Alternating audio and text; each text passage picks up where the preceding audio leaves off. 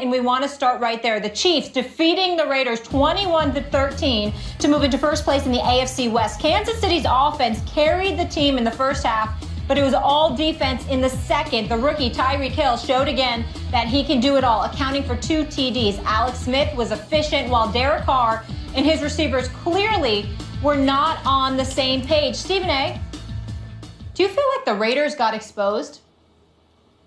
No, I do not. I do not feel like they got exposed because I'm going to take a few things into consideration. Clearly, Derek Carr didn't have the best game. It didn't help that Amari Cooper, Crabtree, and the rest of the crew couldn't get open against Peters, Berry, and the Kansas City Chiefs secondary.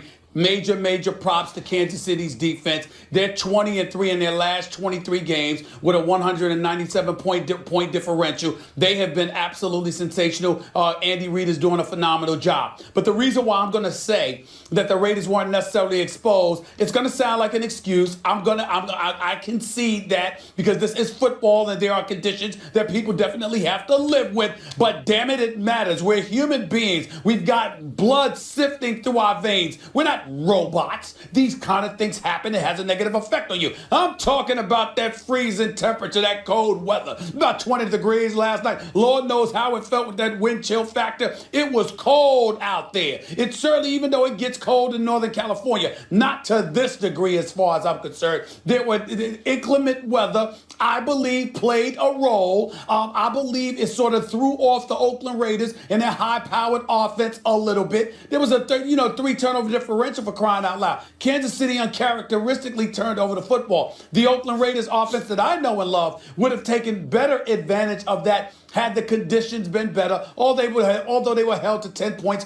early in the season against Kansas City. That is beside the point. I think they would have showed up better last night. I think they would have performed better had it not been for those freezing temperatures, which I clearly did not take into consideration before predicting the outcome of this game. I'm going to give the Raiders a mulligan here because I don't believe that Crabtree and Cooper and all of these boys would have had receiving yards in the 20s. I don't believe that Derek Carr would throw for just 117 yards. I don't care what secondary you're going against. I'm going to give the Raiders somewhat of a pass on this because I think inclement weather compromised their performance, Max. That's what I believe. The Raiders got exposed. They got exposed as legit, as did the Chiefs. Those are 2 legit teams, and neither one of them as good as the Patriots, and anyone who watched that game last night knows that. The Raiders are legit because on the road, in a very tough place to play, Arrowhead, maybe the toughest in the NFL, in bad weather, in a hostile environment, game came down to the wire. So the Raiders are real. I thought they would lose that game. The Chiefs were favored to win. The Chiefs beat them earlier in the season. And so the Raiders doing that, having that game come down to the wire when the defense is doing a number on Derek Carr and all those other factors are in play, and you've won so many games already this year, that kind of loss is the kind of loss you can live with. You're going to lose some games throughout the course of a season. And almost every team ever, more than one. So that's the Raiders. The Chiefs are onto something. Andy Reid, a great coach, has done you look at the 20-3 mark that you referenced, Stephen A., that I was talking about yesterday. What's the key throughout that time? The turnover differential. Everything else cancels. Everything else in football is noise. It's not that your offensive line, the other team's secondary, the running game, all those kind of things aren't significant. They are significant. But if you have a +2 turnover differential, you're going to win more than 2/3 of the time. That's the determining factor. And generally, a team with a high turnover differential, like the Chiefs, you say, well, they're going to regress to the mean, meaning some of that's luck. They got to come back to the pack a little bit, and when they do, they'll start to lose. But I don't think it is luck with the Chiefs. They're leading the league in picks over that time. They're also leading the league in lowest opponent's QBR over that time. That's just a really good Andy Reid defense. So, were the Raiders exposed against them in that environment, having the game come down to the wire where all these things are going right for the Chiefs? No, they weren't. The Raiders are legit. And what about the Chiefs? They're legit. But we saw what we saw last night. Neither one of them is as good as the New England Patriots right now. Well, I'm not willing to go that far. I'm not willing to go that far because I think that the New England Patriots took a step back losing Gronkowski. I'm not saying that it's definitive that anybody's better than them, but I do think that we have to give the Chiefs some consideration along with that of the Oakland Raiders. Again, I think the inclement weather, the freezing temperatures last night at Arrowhead Stadium had something to do with curtailing the performance that I anticipated the Oakland Raiders would put forth. In the case of the Kansas City Chiefs, this is a team that's got the 7th ranked defense, okay? Even though it would say they're 29th against the rush, they're 27th against the pass, I think it's a misnomer. I think they find a way to make plays. I think that defense is something to behold. With Houston, with Ali, with Peters, with Berry, and the crew, I think they can make some noise. The problem is it comes down to what Alex Smith can do for you. The one thing that I would say is this, whether it's Spencer Ware running out of the backfield, this kid, Tyreek Hill, punt return, also caught a touchdown. This kid is a noisemaker. He can make some things happen, particularly with his speed. I don't think we saw that element on the Kansas City Chiefs last year. You know, you combine that with Jeremy Macklin's return, because if you've got him come playoff time, along with the Hill, along with some semblance of a running game, and a guy like Alex Smith, who isn't prone to make mistakes, last night notwithstanding, I definitely think you got a reason to worry about the Kansas City Chiefs. Here's what we have to keep our eyes on about the Kansas City Chiefs moving forward. If they get home field advantage, now those temperatures and that environment that you saw last night, it's not going anywhere. And it's something that would work to their advantage. You have to remember that you have a lot of people out there who believe that Bill Belichick cost the New England Patriots a Super Bowl championship because he wasn't willing to put the pedal to the metal as the season waned and ultimately made some questionable decisions where he lost a couple of games late in the season last year, 1 or 2 games. So as a result of that, New England lost home field advantage and then had to go on the road, an AFC championship game, and then that what happened ended up happening. You got to keep your eyes on that with New England now, because a lot of times we look at the New England Patriots and we get so caught up in what we see from them over the course of a regular season game that what we forget is that at Foxborough, they're lethal, and that's where they usually are because they're so exceptional during the regular season. When they go on the road, what exactly is it that they do? So while we're willing to sit up there and say, all right, Oakland, their defense is suspect, even though their offense is high-powered. Kansas City, Alex Smith is basically a game manager, and they're a really good team, but can they have that dude that can take them over the hump? What we have not taken into consideration is what if one of those teams forces New England to have to come on the road again in a playoff game, particularly an AFC championship game? I mean, Arrowhead, if anyone has to play the Chiefs at Arrowhead, that's a tall order. But I think if you like the Chiefs, or Chiefs fans, I'm talking to you, if you like your team's chances, part of that is the trajectory of the teams that you can assume right now. One team is not going to have Gronk. The other team is getting Jamal Charles back. Right? So if you think that can create a tipping point, yeah, maybe. But at this moment, what I saw last night, I saw a Raiders team where everything went wrong for them. They still had a shot. I saw a Chiefs team win the way they normally do. I don't think either one is as good as the Patriots. And I want to address the Alex Smith point quickly, Stephen A. Alex Smith is, in many respects, what you're looking for in a quarterback. He doesn't make a lot of mistakes generally, and he's not going to lose you the game. And he's mobile. He can really run. He reminds me, though, of Dak Prescott minus. He's a game manager, but where Prescott is big on third down, Prescott's like a hitter who with 2 strikes on him can still hit you the home run. Third down, you need a home run play. Dak can get you that home run play on third down, and then also not make mistakes leading up to that point, and then also use his legs if he has to. Alex Smith does a lot of those things, except that thing you kind of need him to do most generally, which is something that Dak can do. And I think that's the difference between an MVP candidate and a quarterback who you wonder, is he good enough to win a Super Bowl?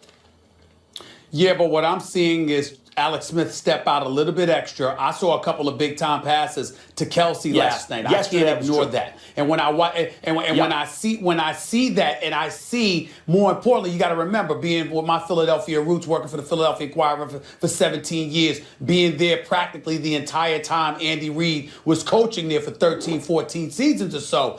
I've seen what this man does with quarterbacks. I see what this man can tend to do with an offense from time to time. And I'm telling you right now, what I'm seeing is Andy Reid opening Alex Smith up, allowing him to take more chances. He's showing signs Alex of Smith it. showing that capability. But it's still, as it pertains to the Raiders, again, to get back to the original question, I'm going to give them a pass last night because I thought those freezing temperatures, hindered them. But what they also showed me is that the Raiders are going to find a way to figure that out. Because based on last night's loss, they're going to have to show up in inclement weather, possibly, whether it's Arrowhead or Foxborough, if they want to make some noise in the playoffs. No question. And Stephen A., to that point, with Derek Carr specifically, he's now 0-3 in career games where temperatures are 40 or below. But let's focus on that in the MVP conversation, who Carr's been a part of all season. He struggled in the loss against Oakland, obviously, throwing for just 117 yards on 41 attempts. That's the second fewest pass yards in NFL history by a quarterback who attempted at least 40 passes. He was 2 of 17 on passes thrown more than 5 yards. So Carr's total QBR last night was 9.7, and his 2 lowest QBRs this season were both against the Chiefs. You can see it right there. Here's Carr after the game. It was definitely a bad night. There's no getting around that. I hate to have the bad night come on this one, right? Out of all the games that we've had, but obviously we didn't do enough. We all took turns, and I feel very responsible for that because as the leader of the offense and the team, I feel sick to my stomach, when we put something like that out there on film, and it hurts. I can promise you that. I put too much time into this to go and do something like that. Max, did last night's game affect Carr's chances of winning the MVP? It affected them. I mean, it's not over. It's Dak's to lose, but I thought that before the game. I think Dak's had a better season than Derek Carr. And for those who talk about Dak's offensive line and also the presence of Ezekiel Elliott, I can point to the offensive line on the Raiders and the presence of some excellent receiver. I mean, just an excellent receiving core, arguably the best in the league. So I already thought Dak was the front runner. But now I think there should be a consensus that it's his to lose. And please, with the Tom Brady stuff, Dak Prescott has a higher QBR than Tom Brady, period, and Tom Brady's missed 4 games. That's a ridiculous argument. But Derek Carr could still win it. Let's see what happens with Dak the rest of the way. He is a rookie quarterback. Last night was it's not that it somehow diminishes Derek Carr's season. I still felt like the Raiders were dangerous late in that game, and they were. Because of the presence of Derek Carr. He's a special talent, having a special year. But when you start talking MVP, you got to split hairs. And right now, it's Dak's to lose.